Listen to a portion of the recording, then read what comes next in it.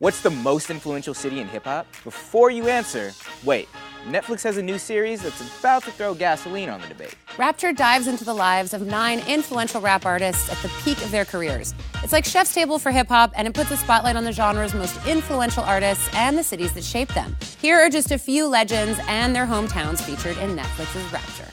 The series takes us to Queensbridge, which isn't just the birthplace of some of hip-hop's greatest artists like Roxanne Shante, Marley Marl, and Mobb Deep, but it's also an iconic venue where hip-hop culture evolved and grew into a global phenomenon.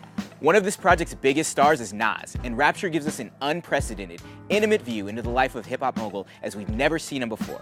Like when Nas's brother Jungle tells us the story of how he saved him from a particularly emotional and intriguing predicament. I was gonna supply these dudes, and my fucking brother called me. I took the drugs like, fuck it, I'm gonna just meet him. He just want me to run around the city. He books a flight. We going to Atlanta. We jump right in that car. We are on our way to an airport. I got a shitload of stuff in my pockets. So now I'm looking out the window like, I have to drop this shit. Nas went from the rough streets of Queensbridge to mega stardom, but he never forgets his roots, and in Rapture, we get a first-hand look at how Nas uses his powerful position in hip-hop to launch the career of next-generation talent and Queensbridge native, Dave East. I see similarities with me and Dave because he comes from the curb, you know, and he's like, I think he's the next biggest rap artist in the world. Rapture takes us through Queens before landing on another mecca of hip-hop, the ATL. Atlanta gave us Killer Mike, Ludacris, Outkast, Young Jeezy, Gucci Mane, and 2 Chainz to name just a few, but Rapture focuses its lens on T.I., and Rapture gives us an unflinching look into how he evolved into the artist and activist that he is today. In fact, watching T.I. express how he feels about his activism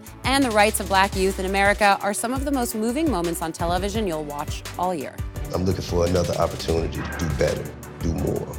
I'm speaking for the people in the community because if somebody don't speak up, our liberties and way of life will no longer exist. Regardless of if you can change anything or do anything about it or not. It's intimate clips like these that show us how Rapture takes a behind-the-scenes view into the lesser-known sides of some of our favorite hip-hop legends, like legends who hail from O-Town. Born and bred in Oakland, California, G-Eazy cites his hometown as a major source of sonic inspiration. Like Queensbridge, Oakland has long enjoyed a thriving music scene that spawned iconic acts such as Tupac, Too Short, E40, and Del the Funky Homo Sapien. Oakland may be a fundamental part of G-Eazy's roots, but his sound has taken him all over the world, and in Rapture, we get to follow him along his first trip to South America for an epic, larger-than-life concert tour. Hip-hop is like transcends. Music is the universal language. But G-Eazy never stops, working around the clock to bring his music to his fans all over the world, and the pace is grueling and breakneck. Whether it's massive stadium shows, intensely fast-paced fan meet and greets, or hour after hour recording in the studio, Rapture lets us ride shotgun for one of rap's biggest influencers and stars.